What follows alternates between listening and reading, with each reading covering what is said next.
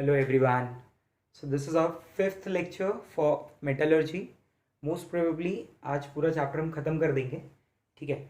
Till now मैं आपको बता देता हूँ कि क्या क्या हमने पढ़ा है. In our lecture number 1 we have discussed regarding some concentration processes, pulverization along with concentration processes. Second lecture में फिर हमने डिस्कस किया था रिगार्डिंग सेकेंड लेक्चर में हमने डिस्कस किया था regarding leaching and roasting, calcination, बराबर. और फिर थर्ड लेक्चर में हमने डिस्कस किया था डिफरेंट वेज, बराबर, of reduction processes. Next lecture में डिस्कस किया था हमने रिफाइनिंग के बारे में, बराबर. और फिर डिस्कस किया एक्सट्रैक्शन ऑफ डिफरेंट मेटल्स, बराबर. कुछ इंपॉर्टेंट मेटल्स हैं जैसे जिंक, कॉपर, बराबर. आपको जिंक हमेशा याद रखना है, कॉपर याद रखना है, टिन याद रखना है. ठीक है. ये कुछ इंपॉर्टेंट हैं जो आपको हमेशा याद रखने हैं. Aluminium, I missed aluminium, copper, zinc, ये तीन तो कंपलसरी प्रोसेस बाहर ही रहे. ठीक है. जिंक के केस में, टिन के केस में मैंने carbon as a reducing agent use किया था, इफ यू रिमेंबर. ठीक है. तो आज भी एक इंपॉर्टेंट एक्सट्रैक्शन पढ़ने वाले हैं, दैट इज रिगार्डिंग Fe. तो here I am starting with extraction of Fe. चलो, this is our next metal Fe, extraction of Fe, बराबर. So what are the different ores, what are the different minerals given for Fe? Fe का जो सबसे popular ओर है that is haematite, बराबर. हम उसको बोलते हैं हेमाटाइट, बराबर. It is hematite, we called it hematite. ठीक है, ऐसे ही बुलाने के लिए, बराबर. The second one is magnetite. Formula is Fe3O4. Next is limonite. Limonite is hydrated, you can say this is hydrated form of Fe2O3 dot 3H2. आप चाहिए तो आगे 2 भी पुट कर सकते हैं, बराबर. 2 Fe2O3 dot 3H2. This is hydrated form, बराबर. And iron pyrite. और मैंने आपको शायद बोला है कि pyrite word indicates sulphide. I repeat, pyrite word indicate sulphide. Pyrite, ये जो प्यार वाला वर्ड पायराइट है, प्यार वाला word pyrite, it is related with sulphide, sulphur से रिलेटेड है. ठीक है. तो formula given for iron pyrite is FeS2.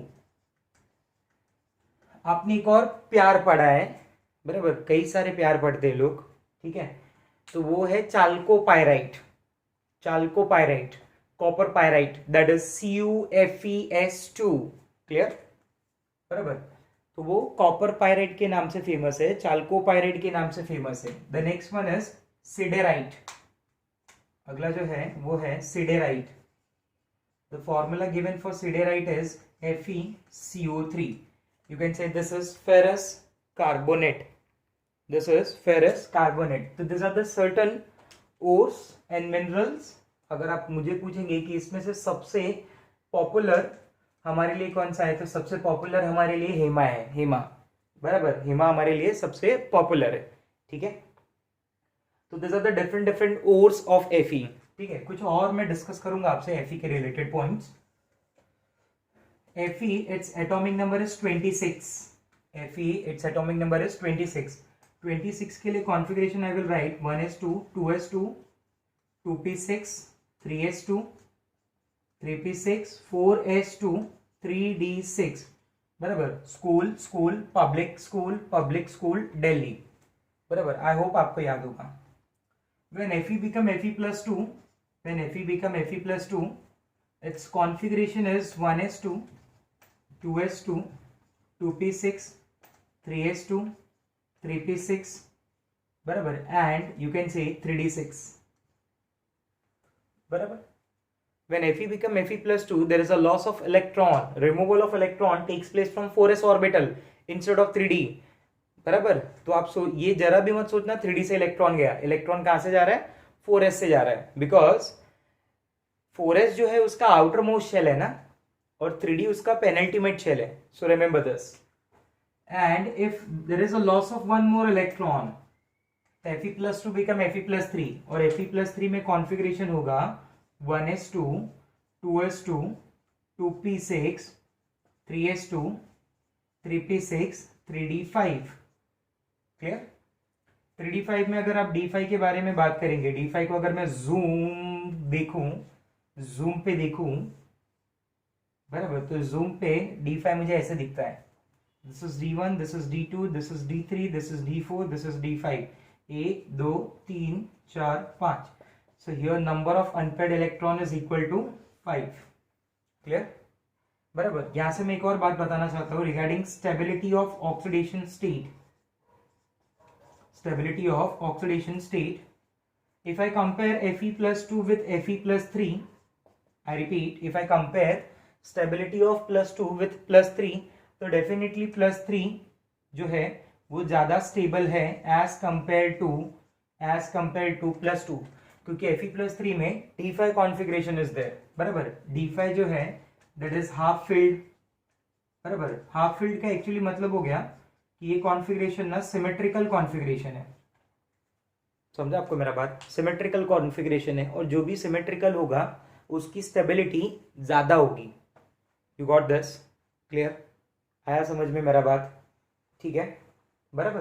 तो this are the different types of ore and this is some elementary part related with Fe, जिससे मैं ये समझाना चाहता था कि when I compare oxidation state of Fe+2 +3 से, तो +3 की जो स्टेबिलिटी होती है वो ज़्यादा होती है बिकॉज उसके जो कॉन्फ़िगरेशन होता है वो D5 कॉन्फ़िगरेशन होता है और D5 कॉन्फ़िगरेशन का स्टेबिलिटी D6 के कंपैरिजन में ज़्यादा है। You got this? क्लियर हुआ? Okay, so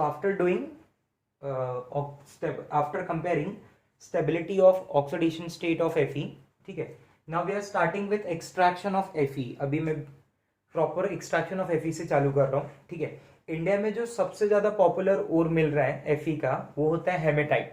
as I told you, जब भी मैं बोलता हूँ ना कि ये पॉपुलर है तो हम अपने कंट्री के हिसाब से बात करते हैं। बराबर, दूसरी कंट्री के हिसाब से बात नहीं करते हैं। बराबर, हमारे पास उसके एक्सट्रैक्शन के लिए अवेलेबल टेक्निक के हिसाब से बात करते हैं। You got this? तो here extraction of Fe, it takes place from hematite. बराबर, and the given formula for hematite is Fe2O3। बराबर, Fe2O3 जो ओर है वो Fe का ओर है। बराबर, and it is a type of oxide ore। it is a type of oxide ore। जो पहला स्टेप परफॉर्म करते हैं that you know very well, the first step perform is pulverisation.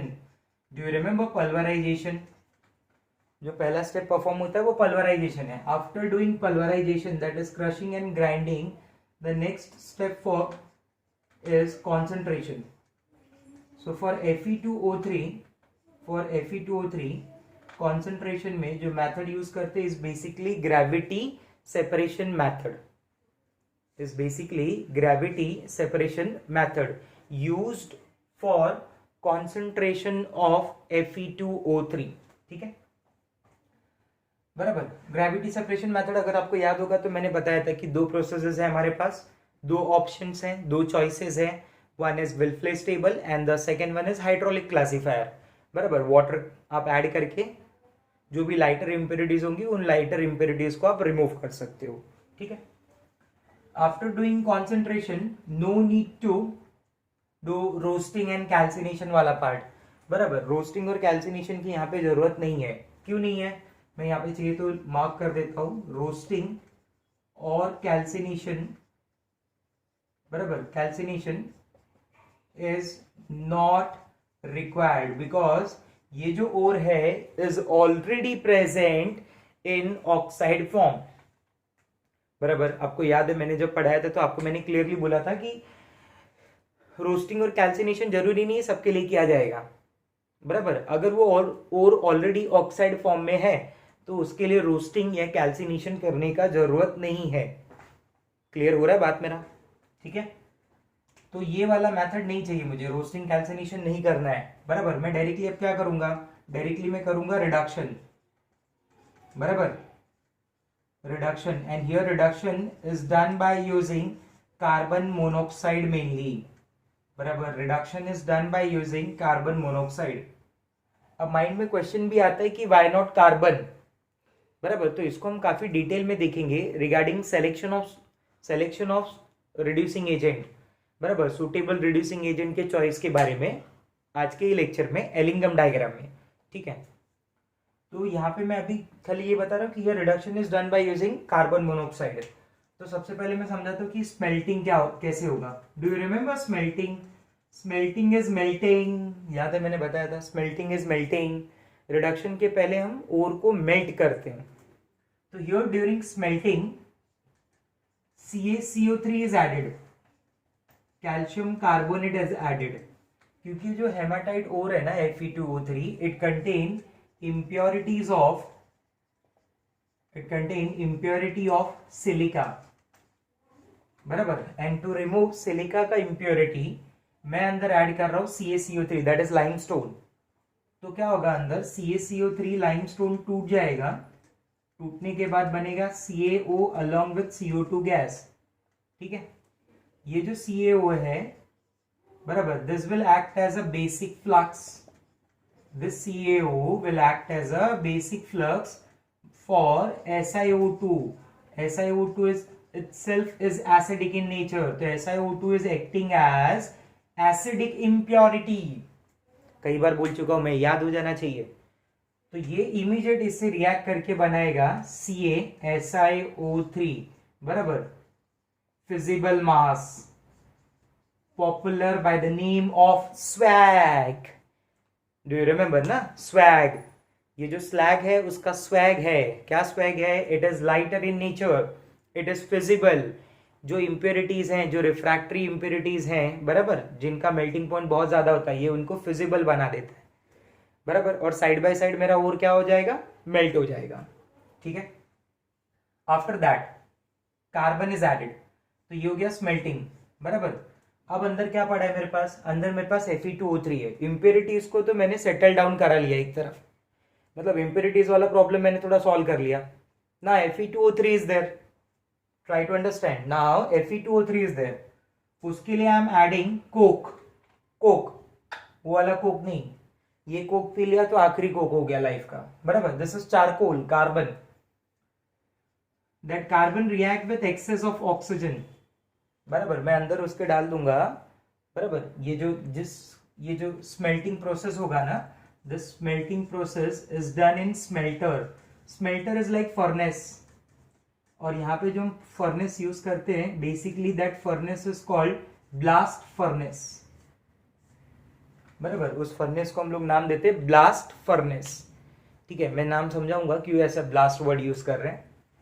अब मान लो उस ब्लास्ट फर्नेस में मैंने ऑलरेडी कार्बन रखा है और ऑक्सीजन गैस में पास कर रहा हूं, तो that carbon react with oxygen to give carbon dioxide, but here carbon is present in excess amount, तो that carbon dioxide further reacts with carbon, बराबर। This is solid form of carbon, this is carbon dioxide gas. When it react it produces carbon monoxide gas, and this carbon monoxide gas will act as reducing agent, बराबर। this will act as reducing agent, and now further task will be performed by this carbon monoxide। आगे का जो भी task है ना, वो ये carbon monoxide perform करेगा स्टूडेंट्स।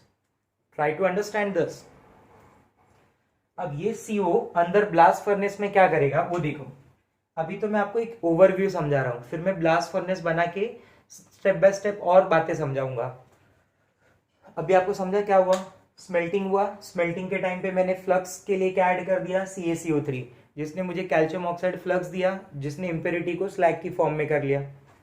मैंने साथ साथ में रिड्यूसिंग एजेंट डाला। कौन सा रिड्यूसिंग एजेंट डाला? कार्बन, मतलब कोक डाला मैंने, रिड्यूसिंग एजेंट नहीं बोलूंगा उसे, कोक डाला मैंने। That react with oxygen gas, produces carbon dioxide.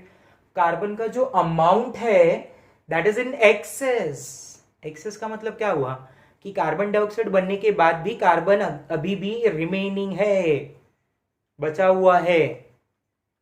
तो that start reacting with carbon, that start reacting with carbon dioxide to give carbon monoxide gas. and this carbon monoxide gas will act as a reducing agent for Fe2O3. You got this? Clear हो रहा है बात मेरा? कैसे काम करेगा? Fe2O3 when it react with carbon monoxide, it will give Fe3O4 along with carbon dioxide gas. This Fe3O4 reacts with second molecule of carbon monoxide to give FeO along with CO2 gas, and FeO further react with CO. is not a single step reaction. मैं आपको step by step समझा रहा हूँ कि convert कैसे हो रहा है Fe. तो FeO CO से रिएक्ट करेगा, it gives Fe along with CO2 gas. If you want आप ऐसे भी इस स्टेप को लिख सकते हैं, ध्यान देना.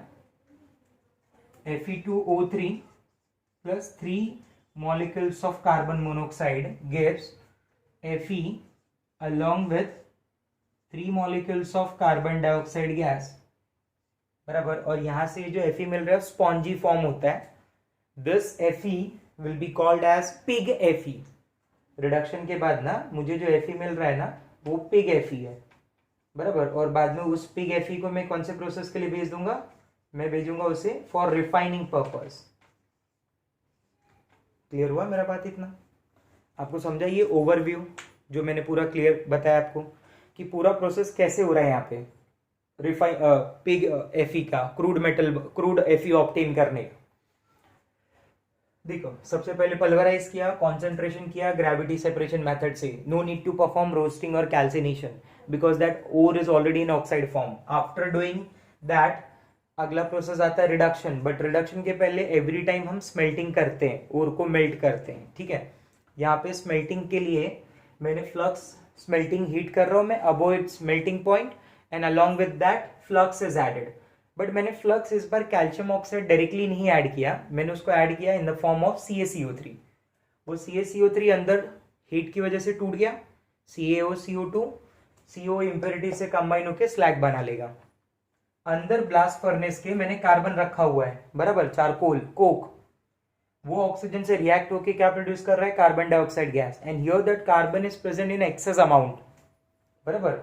और एक्सेस अमाउंट होने की वजह से वहां पे कार्बन डाइऑक्साइड वापस कार्बन से रिएक्ट करेगा और कार्बन मोनोऑक्साइड प्रोड्यूस करेगा. And that carbon monoxide will act as a reducing agent for Fe2O3.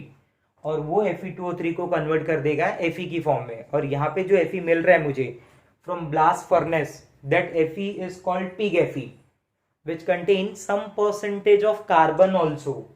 बराबर. pig Fe contain around 4% carbon. Remember this. pig Fe contain 4% carbon. ठीक है. क्लियर हुआ ये सब जो मैंने बोला? Okay. Now let us understand theory of reduction process. ठीक है. तो मैं यहाँ पे काफी डिटेल में अब समझाऊंगा रिडक्शन प्रोसेस के बारे में. ठीक है. रिडक्शन बोलो या फिर वहां पे मैं इसे स्मेल्टिंग के भी नाम से बोल रहा हूं. ठीक है. तो first of all for reduction process roasted ore. Sir आपने बोला था कि रोस्टिंग नहीं करेंगे. बराबर. Roasting we can perform. बराबर. ऐसे तो जनरली यूज करने की जरूरत नहीं है, बट बुक्स वगैरह में देखेंगे तो आपको लिखा हुआ मिलेगा रोस्टिंग के बारे में. तो रोस्टिंग में वहां पे करूंगा तो उसका फायदा क्या होगा? आप बोलेंगे ओर तो ऑलरेडी ऑक्साइड है जैसा आप बोल रहे थे. तो उसका फायदा ये हो जाएगा कि उसके अंदर जो भी वोलाटाइल ऑक्साइड्स हैं, बराबर, सल्फर, फॉस्फोरस, मतलब जो इम्प्योरिटीज हैं वो वोलाटाइल ऑक्साइड में इजीली कन्वर्ट हो जाएंगे और रिमूव हो जाएंगे. यही फायदा होगा ज्यादा से ज्यादा रोस्टिंग करने का. तो roasted ore, coke and limestone, बराबर, are introduced in blast furnace. बराबर. ये सब चीजें मैं आपको एक रेशियो भी बता देता हूं कि ये रोस्टेड और कोक और लाइमस्टोन, बराबर, ये सब मैं ले रहा हूं इन द रेशियो ऑफ 12:5:3. बराबर. And it is introduced in blast furnace. बराबर. It is introduced in blast furnace. ये सब मैं इंट्रोड्यूस कर रहा हूँ ब्लास्ट फर्नेस के अंदर, ठीक है। एंड ये जो ब्लास्ट फर्नेस है ना, it mainly consist of 3 parts, बराबर।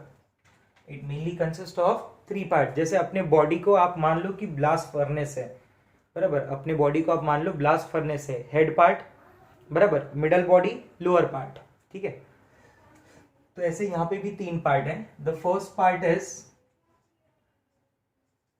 Hath, second part is Bosch, third part is stock या स्टैक, बराबर। ऐसे 3 पार्ट हैं। ये जो पूरा साइज है it is around 20 to 25 metre in height, exactly it is around 25 metre in height and 5 to 10 metre in diameter, बराबर।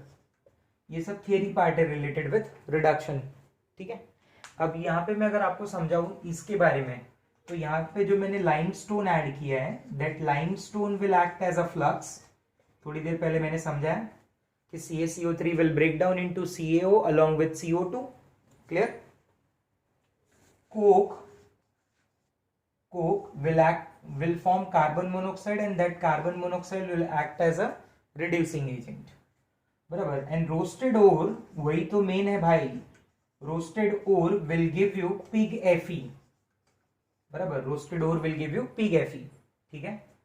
तो ये इन जनरल मैंने कुछ बातें आपको समझा दी। This is theory related with reduction, बराबर। तो अब मैं ड्रॉ करूंगा ब्लास्ट फर्नेस, बराबर। मैं रफ डायग्राम ड्रॉ करूंगा, थोड़ा हॉरिबल होगा बट मैनेज कर लेना, ठीक है, प्लीज। डायग्राम मैं ऐसे बना रहा हूं यहां पे, मान लो इट इज लाइक, बराबर।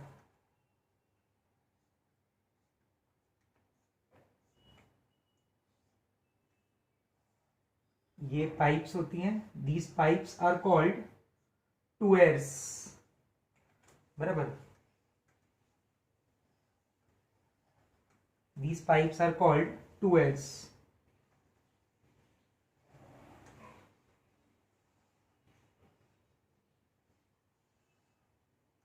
ठीक है। ये मैंने 2 डिफरेंट सेक्शन समझा दिए, मैं बता दूंगा ये क्या चीजें।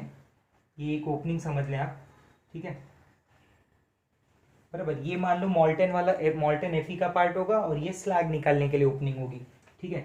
यहाँ पे भी एक ओपनिंग रहेगा, बराबर। यहाँ पे भी एक ओपनिंग रहेगा, ठीक है।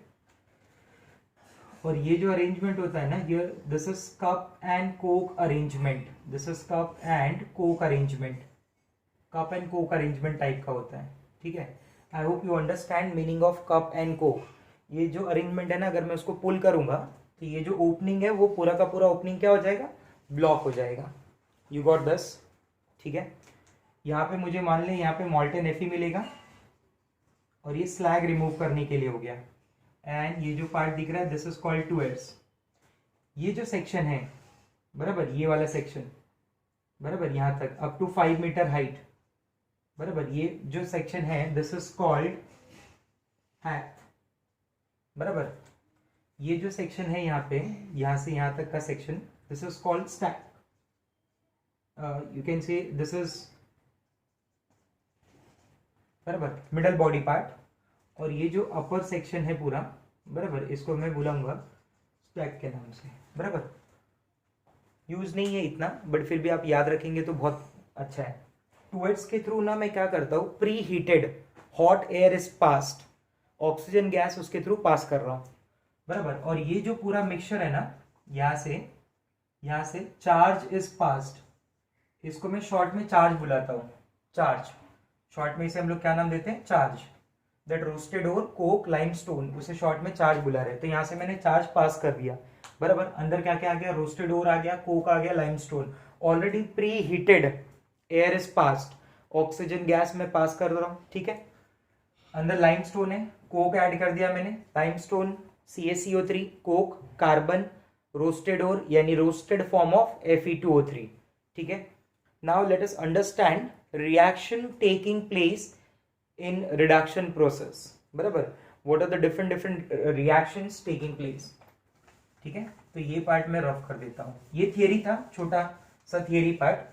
टू अंडरस्टैंड ब्लास्ट फर्नेस की जो ये वॉल होगी that is made up of refractory bricks, बराबर, is made up of refractory bricks and it is based on, it works on the principle of counter current mechanism, बराबर, counter current mechanism के principle पे ये blast furnace काम करता है। ठीक है, काफी रफ डायग्राम बनाया मैंने ब्लास्ट फर्नेस का, बराबर, आपको ऐसा कुछ नेसेसरी नहीं होगा ब्लास्ट फर्नेस का डायग्राम बनाने के लिए। ठीक है, तो यहां पे मैं क्या देखूंगा, रिएक्शंस टेकिंग प्लेस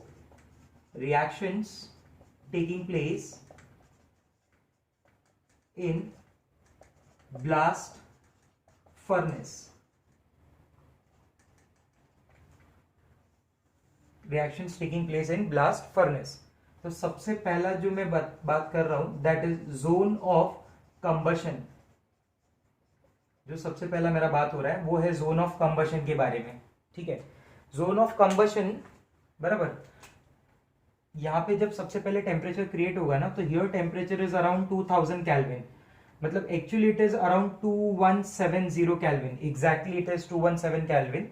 धीरे धीरे यहाँ पे कोक जो है कार्बन हीट हो रहा है, बराबर, कार्बन जो है वो हीट हो रहा है। ठीक है, तो कार्बन हीट होगा तो कार्बन का रिएक्शन ऑक्सीजन के साथ होगा, तो that process will be called as combustion. तो इसलिए हम लोग इसको नाम देते हैं कि this is zone of combustion, बराबर, जहां पे क्या होगा, carbon reacts with oxygen gas to produce carbon dioxide and that carbon dioxide further react with carbon to give carbon monoxide gas, बराबर, ये एक रिएक्शन हो गया। इसके अलावा एक और रिएक्शन ऐसे भी होता है कि कुछ सम अमाउंट, बराबर, स्मॉल अमाउंट में स्पेसिफाई कर देता हूं, small amount of carbon monoxide gets converted into carbon also. थोड़ा बहुत कार्बन मोनोक्साइड उस हाई टेम्परेचर पे टूट भी जाता है और वो कन्वर्ट हो जाता है कार्बन में, बराबर, वो कन्वर्ट हो जाता है कार्बन में। ध्यान देना आप मेरी बात पे। Reaction number 1, reaction number 2। Reaction number 1 में मैंने आपको क्या समझाया कि there is formation of carbon monoxide. Reaction 2 में मैंने क्या समझाया कि certain amount, very small amount, you can say 4-5% of carbon monoxide, total का 4-5%, बराबर, ब्रेक हो जाएगा and result in formation of carbon along with liberation of oxygen gas. You got this? ठीक है, समझ गए आप मेरा बात? ओके, मतलब बैक ऑफ माइंड आप दिमाग में एक और बात रखेंगे कि some amount of carbon is also present there. Clear? जैसे जैसे मैं ऊपर जाते जाऊंगा, जैसे जैसे ये कार्बन मोनोक्साइड गैस ऊपर बढ़ता जाएगा, ठीक है, इतने हाई टेम्परेचर पे कार्बन मोनोक्साइड गैस फॉर्म में ही रहेगा, यू कैन अंडरस्टैंड। जैसे जैसे मैं ऊपर जाते जाऊंगा उसका टेम्परेचर जो है वो कम होते जाएगा। तो here it is temperature around 1500 kelvin, here it is around 1200 kelvin, here it is around 1000 kelvin, here it is around 900 kelvin, here it is around 700 kelvin, बराबर। As we move away from the have part, बराबर, zone of combustion, the temperature goes on decreasing. You got the students? बराबर, temperature जो है वो धीरे धीरे धीरे धीरे धीरे कम होता जाएगा। ठीक है, क्लियर हो रहा है बात? आपको समझ आ रहा है? और ये जो कार्बन मोनोक्साइड है ना, यहाँ पे कार्बन मोनोक्साइड दो काम करता है। Carbon monoxide act as a fuel as well as it act as a reducing agent also. Fuel भी है और रिड्यूसिंग एजेंट भी है। ठीक है, so this is our zone of combustion, बराबर, where temperature is around 2000 kelvin, my mistake, where temperature is around 2000 Kelvin।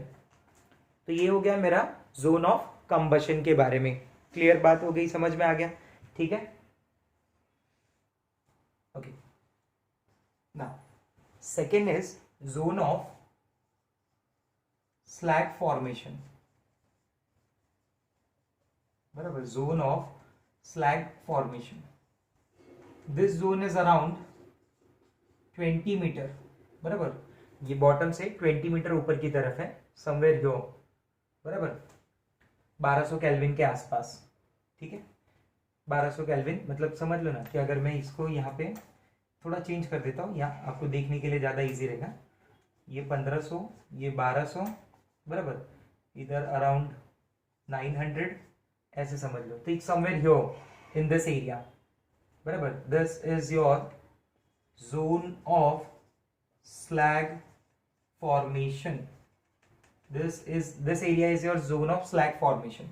20 metre height है bottom से, बराबर, and temperature is around 1200 kelvin, बराबर। यहाँ पे क्या होगा, 1200 कैल्विन के टेम्परेचर पे देखो सारे रिएक्शन डिवाइड होंगे टेम्परेचर के रेंज में, बराबर, टेम्परेचर वाइज। कार्बन वाला जो रिएक्शन हुआ, कार्बन का कोक का जो रिएक्शन हुआ वो यहाँ पे 2000 कैल्विन के आसपास हुआ जोन ऑफ कंबशन में, जिसे मैं जोन ऑफ हीट एब्जॉर्प्शन भी बोलता हूँ, is also called zone of heat absorption, ठीक है।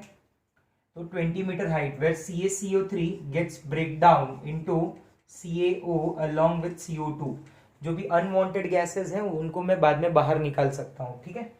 CaO plus CO2, this CO will act as a flux, थोड़ी देर पहले हमने देखा ही था, that CaO react with silica to give CaSiO3, बराबर, this is slag, और ये स्लैग फिर नीचे आ जाएगा, यहाँ जमा हो जाएगा, बराबर। दूसरा चीज मैं एक और समझा रहा हूँ यहाँ पे कि अगर सपोज एल्यूमिनियम की भी इम्प्योरिटीज है Al2O3, तो alumina is amphoteric in nature ना, बराबर, एल्यूमिना जो है वो एम्फोटेरिक इन नेचर है, that also react with calcium, बराबर, to give that also react with calcium oxide to give silicate aluminate Ca3Al O3, बराबर, दैट इज ऑल्सो स्लैग, बराबर। तो that is of slag formation zone, बराबर। मैं zone wise समझा रहा हूँ कि यहाँ पे इस जोन में क्या होगा, स्लैग फॉर्मेशन होगा। तो मैंने दो प्रोसेसेस के बारे में पढ़ लिया, एक को मैंने नाम दिया जोन ऑफ कंबशन और दूसरे को मैंने नाम दिया zone of slag formation. Clear हुआ मेरा बात यहाँ तक? Any doubt with this? ठीक है, आपको समझा स्लैग फॉर्मेशन के जोन में क्या हुआ, लाइमस्टोन ने फ्लक्स बना दिया, और एक्चुअली लाइमस्टोन ही फ्लक्स है, आप ऐसा भी बोल सकते हो, और वो CaO ने इम्प्योरिटीज के साथ रिएक्ट करके आपको स्लैग प्रोवाइड कर दिया, ठीक है। Okay, now the third zone is zone of reduction, जो सबसे इंपॉर्टेंट है मेरे लिए, जोन ऑफ रिडक्शन, बराबर। अब आप ऐसे समझो कि कार्बन मोनोऑक्साइड धीरे धीरे नीचे से कहां पे आ रहा है, ऊपर की तरफ आ रहा है, और ऊपर से मैं क्या पास कर रहा हूं, चार्ज, और ठीक है।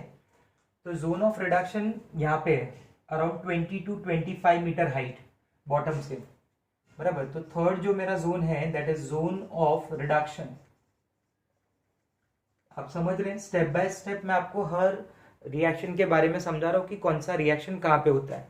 एक बार मैंने जनरलाइज फॉर्म में सारे रिएक्शन समझा दिए कि ऐसा ऐसा ऐसा होगा और पिग Fe मिलेगा, ठीक है। अब मैं ब्लास्ट फर्नेस में समझा रहा हूँ कि एक्चुअली रिएक्शन कहाँ पे कैसे हो रहा है। तो third is zone of reduction which is around 20 to 25 metre, बराबर, बॉटम से, ठीक है। And here temperature requirement is around 900 kelvin के आसपास, बराबर। आखिरी 700-900 का ये टेम्परेचर का रेंज होता है, ठीक है।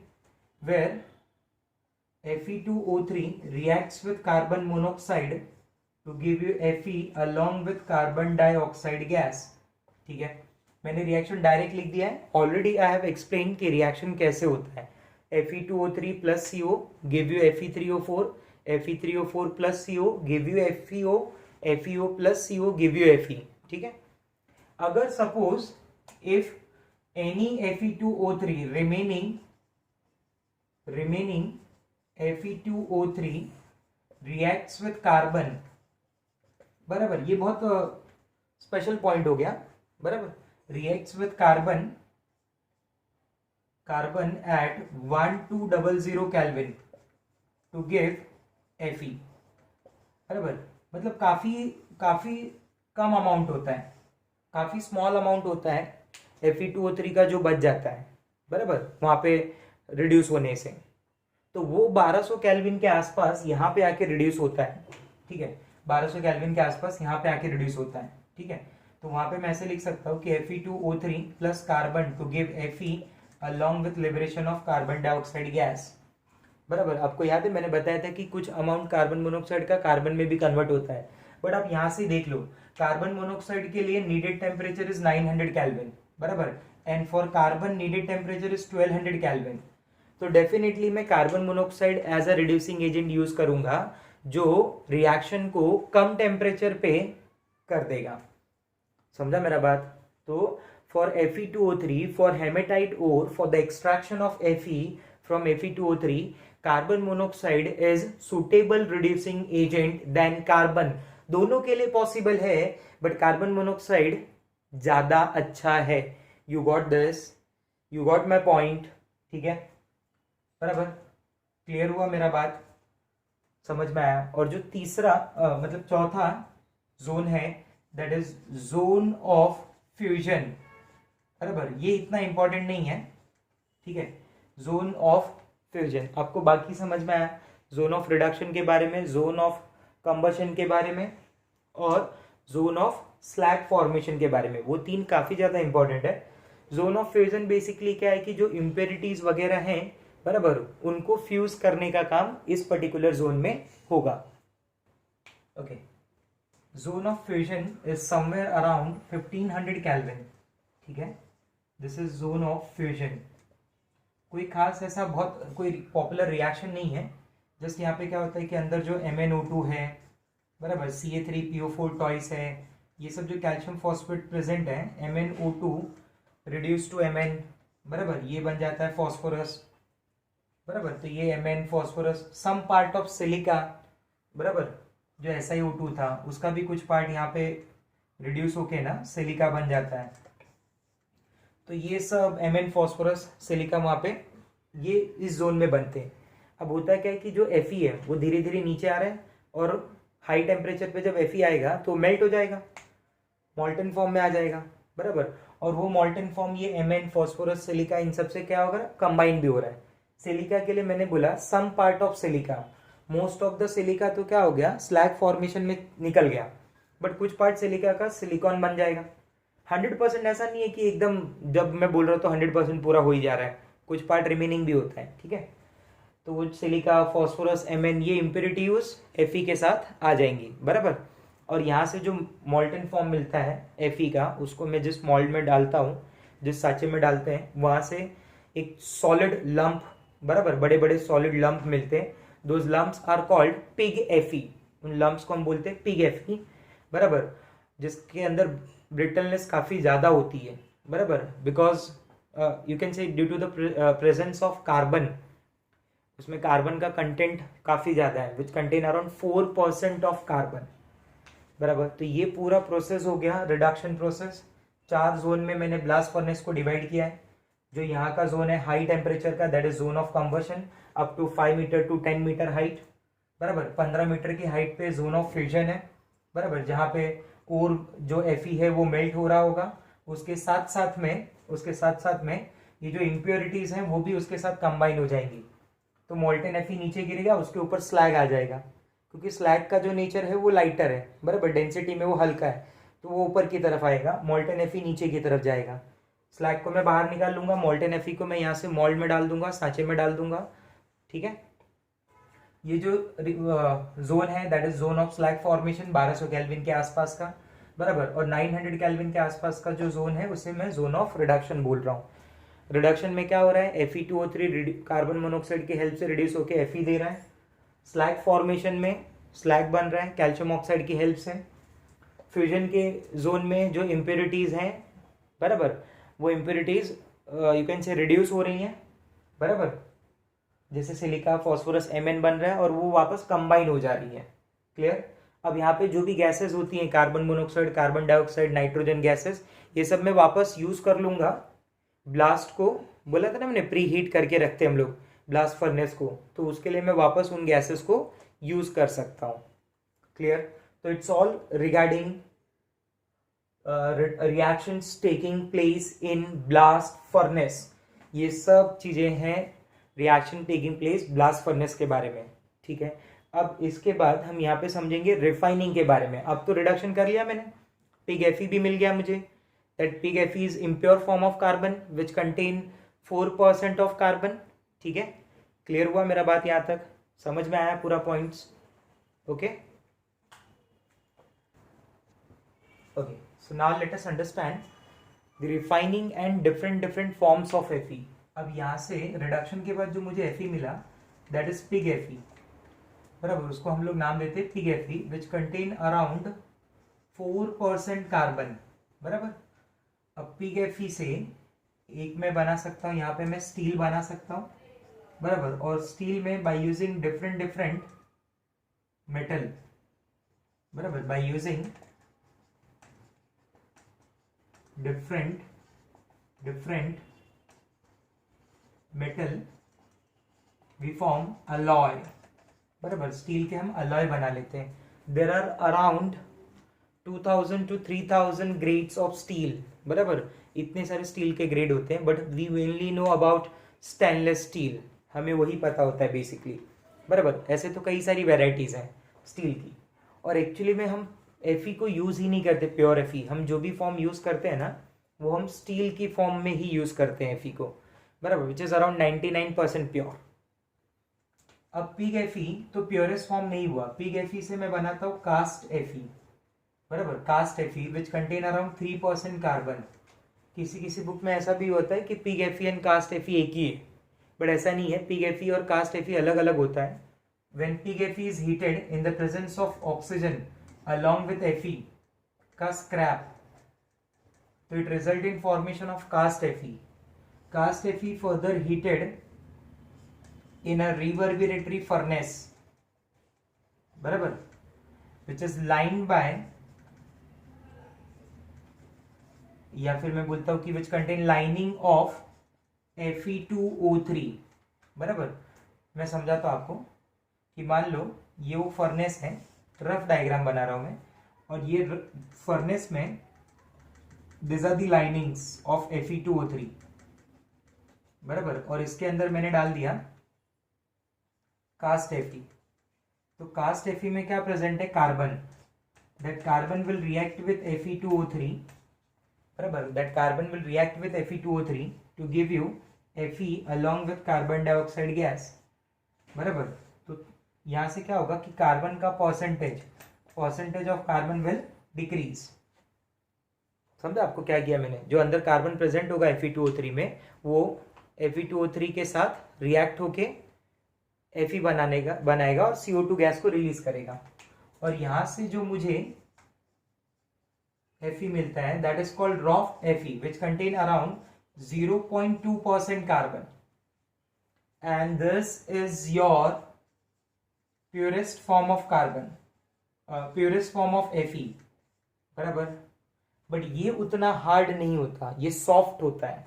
बराबर, ये जो है वो सॉफ्ट है, बल्कि पिग और कास्ट जो है वो आप बोल सकते हैं हार्ड है। कास्ट एफी जो है वो मुझे यूज होता है रेलवेज के जो ट्रैक्स हैं, उन रेलवे ट्रैक्स को बनाने में कास्ट एफी यूज होता है।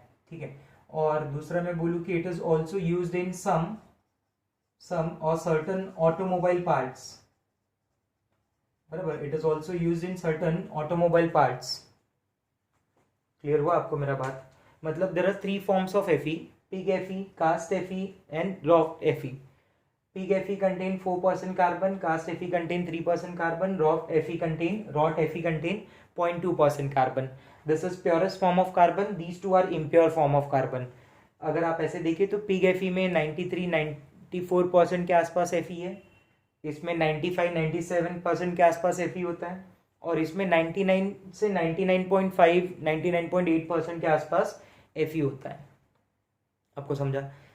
अगर मेल्टिंग पॉइंट की कंपैरिजन में मैं जाऊं, बराबर, तो सबसे ज्यादा मेल्टिंग पॉइंट होता है रॉट Fe का, उसके बाद आता है पिग और कास्ट। पिग और कास्ट का मेल्टिंग पॉइंट सेम होता है। बराबर, अगर मैं प्योरिटी के लिए जाऊं, बराबर, तो प्योरिटी सबसे ज्यादा रॉट Fe की है, फिर कास्ट Fe की है, और फिर पिग Fe की है। आया समझ में? बराबर, और स्टील का मैंने सेक्शन अलग कर दिया कि पिग Fe की हेल्प से हम लोग स्टील भी बना सकते हैं, and by adding some other metal we can form alloy of steel। और ऐसे ही हम different forms, different grades बनाते हैं स्टील के। क्लियर हुआ आपको मेरा बात? समझ में आया ये sir? So it is all regarding extraction of Fe। ये सब कुछ मैंने जो समझाया ये Fe के एक्सट्रैक्शन के बारे में, काफी इंपॉर्टेंट पार्ट है। ठीक है, ओके।